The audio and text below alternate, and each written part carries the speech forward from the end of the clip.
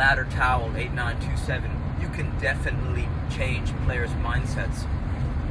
One way you could do this is just through the sequence of drills, of training selection of your practices. What I mean by that is, if you run your practices, it sounds like you have players who have good fundamentals, right? Passing, dribbling, shooting, juggling. So, if you run your practices like the following, you go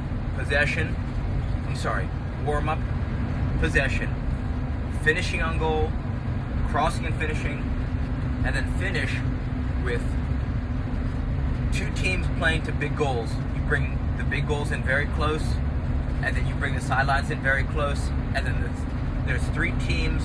The third team that's sitting out acts as bumper players on the outside with one touch. The reason why they're on the outside with one touch is because it keeps them engaged, and if they love playing soccer, which I assume they do because they're playing for a team, they're going to want to get on faster. The better that they play as bumper players, the faster they help the team that plays with them. It's going to help them score, which is going to help them get on faster.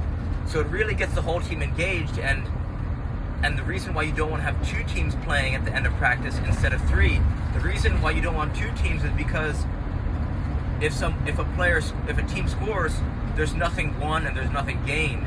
If you make it so it's King of the Hill style, you're going to knock another team off, and then they're going to switch.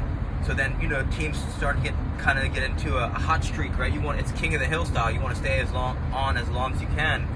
What this is going to do for that player who's technically sound but doesn't take risky,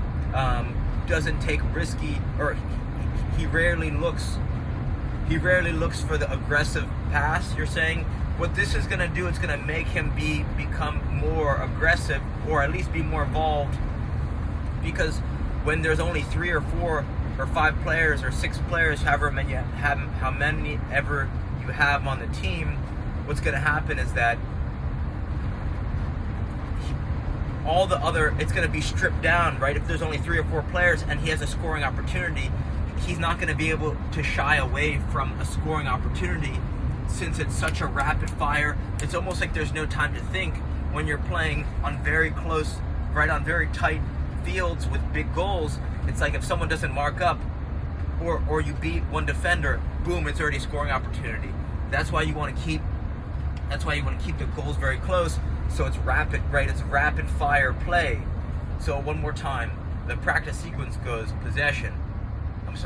warm up, possession, finishing on goal, crossing and finishing, right? 2 lines on the outside, 2 lines in the middle of the field, alternating serving lines. The 2 middle lines, they crisscross, and then one of the players just finishes on goal. Rapid fire. You have goalkeepers alternating however many shots on goal if you have more than one goalkeeper.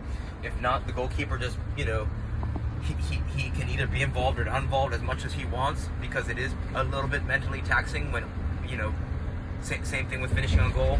Goalkeepers just rotating in and out as they please. And then you want to finish with high energy at the end of practice with 3 different teams, with your team split up into 3 different teams playing the big goals. The third team as bumper players with 1 touch on the outside, right? Neutral players, bumper players on the outside. And if you run that every practice, you're going to get a lot out of your team, especially if you run the same thing every practice, because now they're going to expect the sequence of the sequence of events that goes through practice. Right? Some players, they use playing to goal as a reward, and I don't think playing to goal should be used as a reward. I think you should play at the end of practice every time. It's like kind of, this mimics a game, the most essential things that you need to succeed in a game: possession, finishing on goal, crossing and finishing, and then real game scenarios. So I think this is going to help both your athletic player to elevate his decision making and his improve his technical skills, and this is going to help your technical player improve in their aggressiveness and their assertive and looking to kind of finish on, make almost more riskier plays that can reward the team. So give that a try, and I hope that helps. And reach out with any questions. All right, thank you.